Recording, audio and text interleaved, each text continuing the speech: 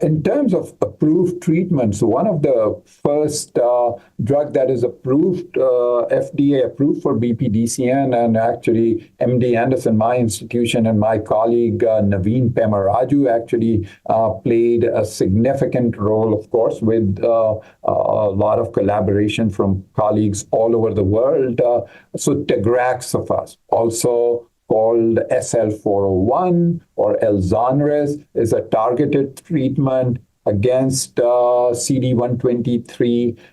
So this is basically a molecule which is bound to a toxin, a Pseudomonas exotoxin, which binds to and kills tumor cells. So that has excellent activity. So that is used. This Tagraxofusp is in some ways a novel targeted therapy. It is approved by the FDA, but that is a pretty unique drug where a single agent can basically put a patient in complete remission.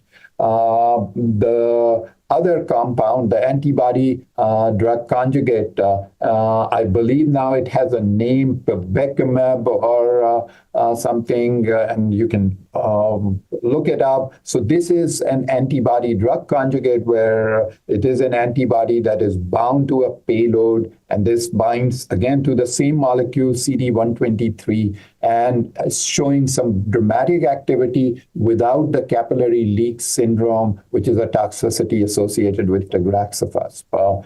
People are also exploring things like CAR T cells in this targeting CD123. Very early stages of development, but just like other blood cancers, this is another area.